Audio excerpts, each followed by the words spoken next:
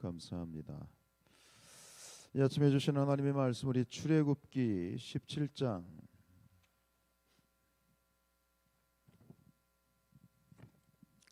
출애굽기 17장 1절로 6절입니다.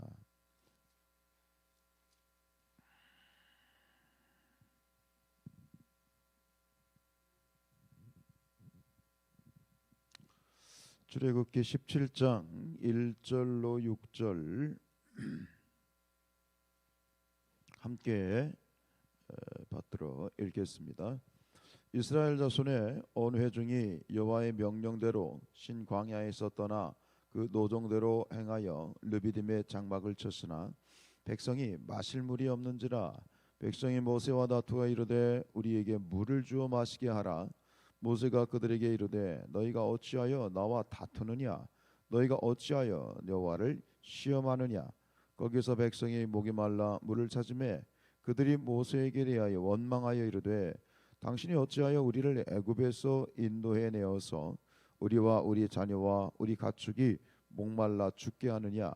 모세가 여호와께 부르짖어 이르되 내가 이 백성에게 어떻게 하리이까? 그들이 조금 있으면 내게 돌을 던지겠나이다. 여호와께서 모세에게 이르시되 백성 앞을 지나서 이스라엘 장로들을 데리고 나일강을 치던 네 지팡이를 손에 잡고 가라. 내가 호렙산에 있는 그 반석 위 거기서 내 앞에 서리니 너는 그 반석을 치라. 그곳에서 물이 나오리니 백성이 마시리라. 모세가 이스라엘 장로들의 목전에서 그대로 행하니라. 아멘. 할렐루야. 네, 오늘 이 새벽에도 깨어 기도하신 모든 분들에게 하나님의 큰 은혜가 함께 하실 줄로 믿습니다. 믿으십니까? 기대하십니까? 네, 그 마음을 하나님이 보십니다. 오늘 이야기는 여러분 잘 아시는 출애굽기의 이야기. 출애굽한 이스라엘 백성들이 이제 광야길을 가다가 르비딤이라는 곳에 이르렀는데 마침 그곳에 갔는데 마실 물이 없게 되어지는 것이죠. 오늘 1절 말씀처럼 설명이 되어 있죠. 르비딤의 장막을 쳤으나 백성이 마실 물이 없다. 이 물이 없으면 우리가 먹을 것 그죠? 그러니까 이제 물 말고 양식이 없이는 그래도 꽤 버틸 수 있지만 물이 없이는 안 되잖아요. 근데 이것이 일반적인 삶인데 광야에서는 더더구나 그렇습니다.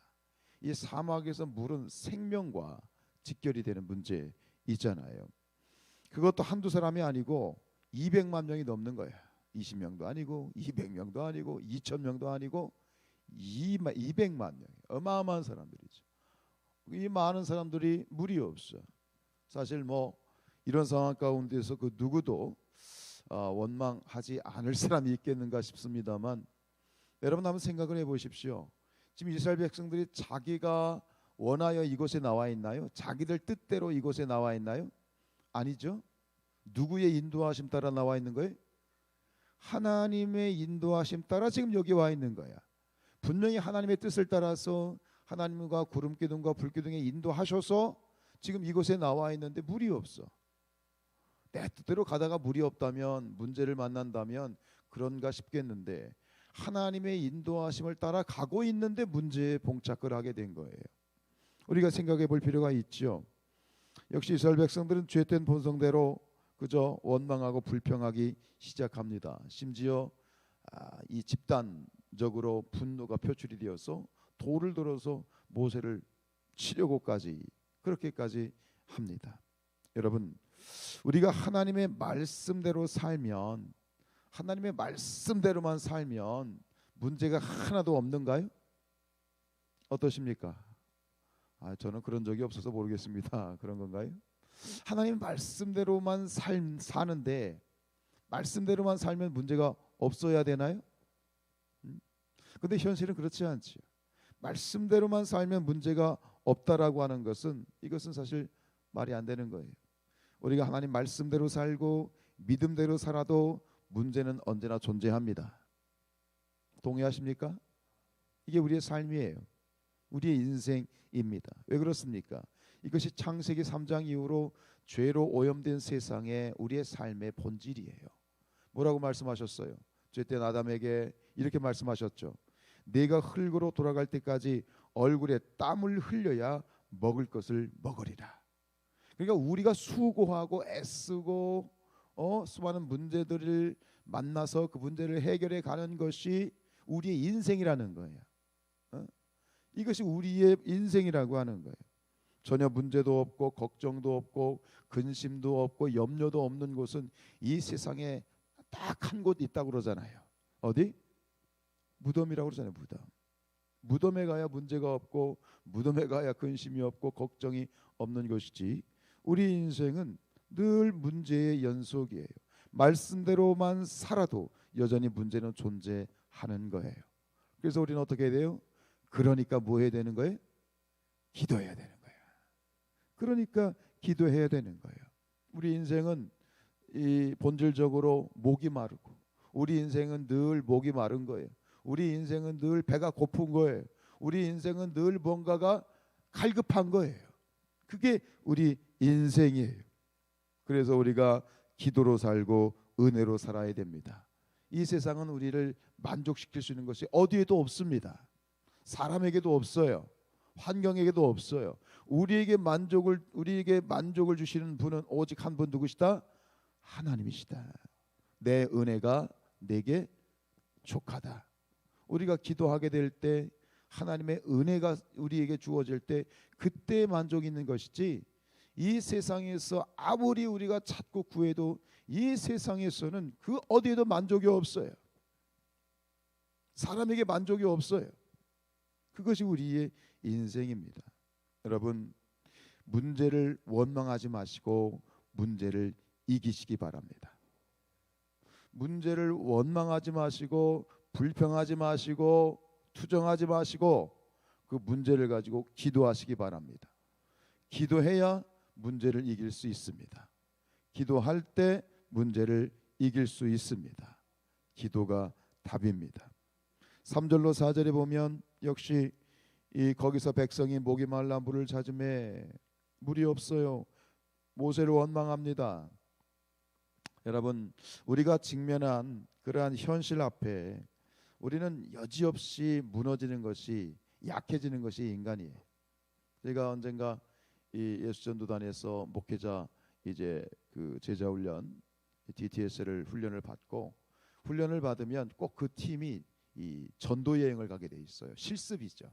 그래서 우리 목사님들, 사모님들, 전도사님으로 이루어진 한, 정확히 생각 안 하지만 10명 정도가 스리랑카로 한 달 동안 전도 여행을 간 적이 있어요. 그런데 한 달 동안 지내면서 다 목사님들이고 사모님들이고 저보다 다 나이 많으신 분들도 많고 전도사님들인데, 한 달 동안 같이 생활하다 보니 그 속에서 그 민낯이 다 드러나는 거예요. 물 한 잔에 서로 의가 상하고, 한 끼 식사에 서로 투정을 하고, 그거 뭐 한 끼 식사가 뭐라고, 이게 뭐라고, 잠자리 좀 불편하다고 막 투정하고 싸우고. 사실 우리가 아무리 겉으로 거룩하고 기도하는 것 같고 신앙생활 하는 것 같은데 아무것도 아닌 거 가지고 우리가 서로 싸우잖아. 별것도 아닌 거 가지고 서로 박터지게 서로 갈등을 가지게 되잖아. 사실 그게 우리 인간이에요. 지금 이스라엘 백성들이 원망하는 모습을 보면서 아유 왜 이러냐 이러는 거 싶지만, 그 원망하는 게 우리 모습 아니에요? 예? 이게 내 모습이고 우리의 모습인 것이지요. 여러분, 이 지금 이스라엘 백성들은 원망하고 불평하고 돌을 던져서 모세를 공격하라 하지만, 여기서 참 희망이 있는 건 뭐냐? 모세를 보면서 희망을 보는 겁니다. 모세는 달랐습니다. 사람에게 반응하지 않았습니다. 사람의 소리에 반응하지 않았습니다. 대신 모세는 어떻게 했습니까? 하나님 앞에 나아가 기도했습니다. 세상을 등지고 사람을 등지고 하나님 앞에 나아간 것이죠. 기도하는 것이죠. 이게 답입니다. 여러분, 문제의 상황 가운데 사람의 소리에 반응하지 마시기 바랍니다. 사람들이 하는 소리 들어야죠. 수렴해야죠. 그리고 적극적으로 참고해야죠. 거기서 끝이야. 그 사람들의 소리에 반응하다 보면 사람과 반드시 싸우게 돼 있어. 사람을 대적하게 돼 있어. 그럴 필요 없거든요. 그럴 필요 없는데 우리는 이 감정을 가진 존재라. 욱하고 올라와 가지고 사람과 싸우고 다투고 하는 거예요. 여러분, 사람의 말을 듣되 사람에게 반응하지 마시기 바랍니다. 대신 하나님의 음성을 들어야 됩니다. 여러분, 많은 소리가 있지만 뭔가 큰 소리가 들리면 작은 소리 안 들리잖아요. 하나님의 큰 소리를 들으셔야 됩니다. 그래야 세상에 이 자질구레한 소리들이 다 묻히는 거예요. 하나님의 큰 음성을 들게 될 때 우리가 듣게 되는 세상의 그러한 문제들이 다 사라지게 되어진다. 문제는 사람에게서 나오지만 답은 하나님에게서 온다. 세상에는 온갖 문제의 소리들이 들려오지만 그러나 결국 답은 하나님의 음성이다. 하나님의 음성을 들어야 된다. 그래서 어떻게 해야 되는 거예요? 기도해야 되는 거예요. 기도할 때 하나님의 말씀이 들려옵니다. 기도할 때 하나님의 음성을 들려주십니다. 기도할 때 하나님의 음성을 들을 수 있는 것이지요. 5절에 보면 이렇게 시작됩니다. 여호와께서 모세에게 이르시되. 너무나도 당연한 그런 표현인 것 같지만 지금 여호와께서 모세에게 이르셨다, 말씀하셨다는 것은 모세는 하나님의 음성을 지금 들었다는 얘기예요. 즉 모세가 사람들의 소리를 등지니까 하나님의 음성이 들려왔습니다. 사람들을 등지니까 하나님이 보이는 것이죠. 세상을 등지고 십자가를 져야 되는 것처럼 세상을 등졌을 때 하나님을 바라볼 수 있습니다. 하나님께 기도할 때 하나님의 음성이 들려옵니다. 세상의 소리를 다 잠재울 수 있는 큰 하나님의 음성을 들어야 됩니다. 하나님의 음성을 들을 때 우리는 문제를 이길 수 있습니다. 하나님의 음성을 들어야만 문제를 이길 수 있습니다. 이 새벽에 하나님의 그 큰 음성을 여러분들이 들으시길 축복합니다. 그런데 성경에 하나님의 음성을 큰 소리로 말하지 않고 아주 세미한 음성이라고 표현하고 있어요. 사실은 여러분들 아시는 것처럼 엘리야가 이세벨을 피해서 이제 40일 낮과 밤을 달려가지고 호렙산에 도착하잖아요. 그 호렙산에서 이 모세가 엘리야가 기도하게 될 때에 하나님의 음성이 들려왔는데 그 하나님의 음성이 뭐라고 돼 있어요? 아주 세미한 소리, 조용한 소리, 아주 가느다란 소리라고 표현하고 있어요. 사실 세상 이렇습니다. 우리가 살아가다 보면 우리 귀에는 세상의 소리가 더 크게 들리죠. 우리가 살아갈 때는 모든 들려오는 소리가 그 잡다한 소리들이 얼마나 큽니까? 대신 하나님의 음성은 어떤 소리처럼 들려요? 아주 세미한 음성으로 들려요. 작게 들려요. 집중해야 돼요. 그렇기 때문에 이 새벽 기도 시간이 중요한 거예요. 만물이 고요한 이 시간에, 만물이 잠든 이 시간에 깨어 기도할 때 세미한 하나님의 음성을 듣게 되어지는 것이다. 이게 새벽 기도의 축복입니다. 분주하잖아요. 일단 동이 터오면 찻소리, 사람들 소리, 무슨 소리, 공사장에 뚝딱거리는 소리, 수많은 소리들이 들려오는데 그 수많은 소리들 가운데 하나님의 음성을 듣기란 여간 힘들지 않습니다. 그죠? 여간 힘들지 않습니다. 그래서 우리 신앙생활하는 데 있어서 가장 좋은 시간이 언제냐? 새벽인 거야.